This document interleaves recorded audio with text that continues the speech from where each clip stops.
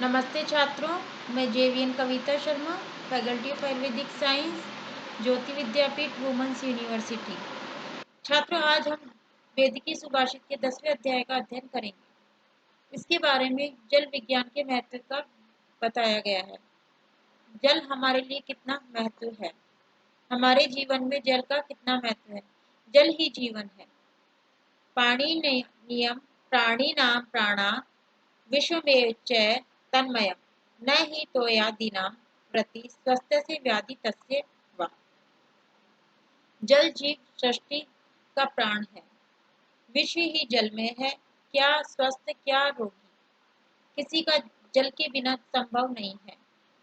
जल के बिना जीवन संभव नहीं है। जीव सृष्टि जलमय है। जीव निर्जीव होने पर भी जलहीन होने लगता है।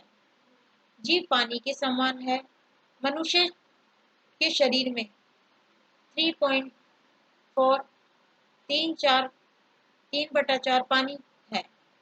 अर्थात जीव सृष्टि का जीवन होने पर जीवन कहा गया है। जीवयतीति जीवनम, अर्थात जल के इस महात्म्य के कारण देवता भी मानते हैं। जीवाना प्रश्नम नमोस्तु जीवना, अर्थात न मासम धृतम गर्भम भास्करस्य गर्भ स्थिति भी पित्वा रसम समुद्राणाम दो प्रसूते रसायनम।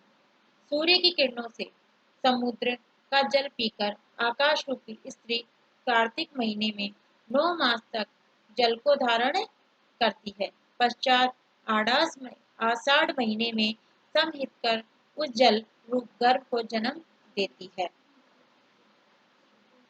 प्रजानामेव भूतस्तः स ताभ्यो बलिग्रसित ग्रहित शस्त्र गुण स्पष्ट मुमात्रे ही रसम छवि। जैसे 1000 गुना अधिक देने के लिए सूर्य से जल का ग्रहण करता है, वैसे दिलीप प्रजा को 1000 गुना अधिक देने के लिए उसे कर अर्थात टैक्स ग्रहण करता है। सूर्य की उष्णता से पृथ्वी के जल की बराबर भाग्य होती है। अर्थात कहा जाता है कि जल ही जीवन है। जल ही जीवन बताया गया है कि सूर्य की उष्णता अर्थात सूर्य की गर्मी से पृथ्वी के जल की बराबर भाग होती है, जिससे मेघ बनते हैं अर्थात बदल बनते हैं, बादल बनते हैं। उससे वर्षा ऋतु में वर्षा होती है। जीव सृष्टि के लिए आवश्यक जल का यही मूल स्रोत है। पृथ्वी से जितना जल भाप बनकर उठता है, उतना ही वर्षा के रूप में नीचे वापस गिरता है। उससे जरा भी अधिक नहीं होता। परंतु सूर्य समुद्र से बहुत अधिक जल ग्रहण करने पर भी पृथ्वी उस स्थल क्षेत्र के बहुत अधिक जल उत्सर्जित करता है। इसी वस्तु स्थिति को शस्त्र गुण शब्द से प्रदर्शित किया गया है। अर्थात कहा गया है आंतरिक्ष मोक्षादानाम, मतलब अर्थात मेघ जल की श्रेष्ठता समस्त जलों में पथ्यत्म होने से वर्षा जल जलों में श्रेष्ठतम होता है। नास्ति मेघ समम तोयम नास्ति चात् समम बलम नास्ति चक्षुषम तेजो नास्ति धान्य समम प्रियम। मेघ के समान जल नहीं, आत्म के समान बल नहीं, नेत्र के समान तेज नहीं और अन्न के समान प्रिय नहीं। नास्ति मेघ तोयम, मेघ का जल पृथ्वी होने पर भाप बनकर उड़ता है। भाप से बनाए गए जल को तिर्यक पातित कहते हैं। मेघ में यह क्रिया मनुष्यकृत न होकर निष्कृत होती है। अर्थात मेघ का जल पृथ्वी पर उदरत्व जल दोषों जैसा अलिप्त वैसा गुणवत्ता वाला होता है और पवित्रता से बहुत ऊंचा होता है। अर्थात जो मेघ का जल होता है वह सब दोषों से रहित होता है और वह पवित्र होता है, वह अशुद्ध जल नहीं होता। इसलिए उस जल को हमें किसी पात्र में भर कर के रखना चाहिए। जब वह नीचे गिरता है तब स्थानिक वातावरण के दोषों के अनुसार धूलि, धूम, सूक्ष्म जीव, विष इत्यादि दूषित होकर आता है। जल सेवन न करके अनार्तव होते हैं। अष्टांग हृदय के अनुसार परंतु वर्षा के से वातावरण काफी दूर जाने के पश्चात शुद्ध पात्र में आता है। उसको ग्रहण करके इंद्र मधु सुपात्र मस्ति पिन्नम सदा पीवेत।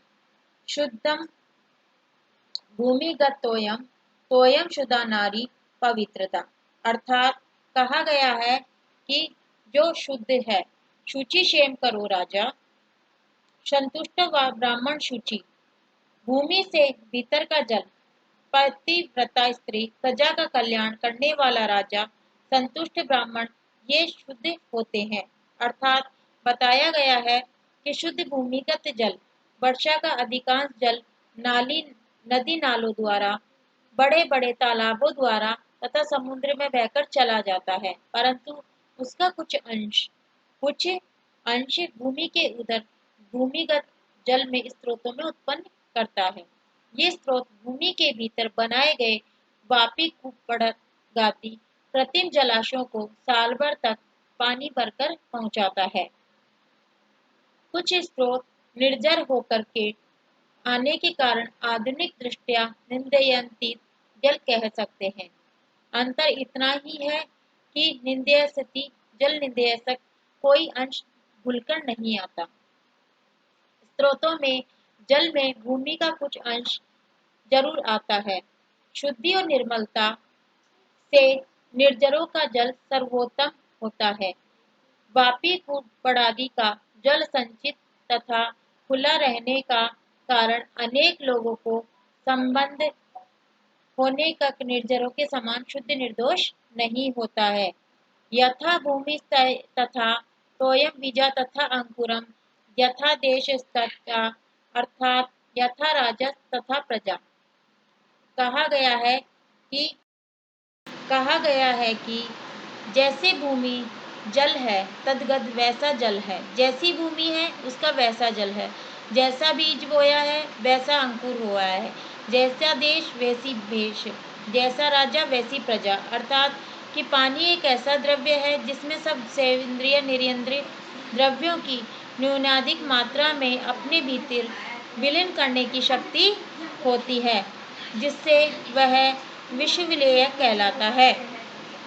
इस कारण मैं प्रत्येक स्थान के जल के उस स्थान में द्रव्य बहुत महत्वपूर्ण होते हैं। तात्पर्य जल का मूल स्रोत एक होने पर भूमि के अनुसार बीजांकुर तथा अंकुरम कारण के अनुसार कार्य करता है। बीज इसको बीजांकुरन्यास कहते हैं। अर्थात न्याय जाति की दृष्टि से पुण्य सत्य होता है। गेहूं से गेहूं, घोड़े से घोड़ा, मनुष्य से मनुष्य, मनुष्य से मनुष्य, सर्वभूत प्रसूहिति, बीज लक्षण लक्षिता, बृहं खशाल्यो मूलगास्थिता माशा तथा मात्रा, यथा बीजम प्रवहन्ति लशानुर्विवस्थता। अर्थात कहा गया है कि जो व्यक्ति रेस से घोड़े, शिकारी कुत्ते, दुधार गाय इत्यादि जानवरों की औलाद प्राय इन्हीं के समान हुआ करती है, परंतु सब जानवरों में सर्वांश में नहीं होता। इसका कारण है शारीरिक गुणों पर परिस्थिति शारीरिक गुणों पर परिस्थिति, आहार, परीक्षा इत्यादि का प्रभाव पड़ता है। मानसिक विकार, बुद्धिमत्ता की दृष्टि से मनुष्यों में यह न्याय अल्पांश में ही सत्य होता है। इसकी सत्यता संसार के महापुरुषों की तथा उनके पिता पुत्रों की ओर ध्यान देने से स्पष्ट होती है।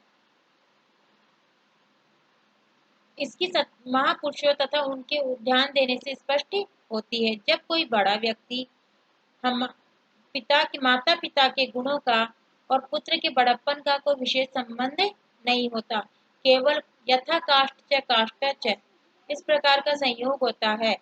मनुष्यों में बीज अंकुर, इन्हीं के बीज मानसिक गुणों में, बुद्धिमत्ता में जो असंगति दिखाई देती है उसके अनेक कारण होते हैं, परंतु लिंगा लिंगानुशासन के अनुसार लिंग शरीर या सूक्ष्म शरीर को हमारे शास्त्रों में दिया कारण प्रत्यक्ष होने पर भी चिंत्य है, अर्थात जो कर्म करता है, जो उसके संस्कार लिंग शरीर के रूप में दूसरे जन्म में जाते हैं। इसी प्रकार मनुष्य की जन्म में जो बुद्धि, चारित्र्य, मानसिक विकास इत्यादि संबंध में अवस्था होती है, वह अपने पूर्व जन्म कर्म सिद्धि का फल होता है। मनुष्यों की बुद्धिमत्ता, सचरित्रता, वीरता इत्यादि की परंपरा होती है। कहा गया है कि जल हमारे जीवन के लिए बहुत उपयोगी है।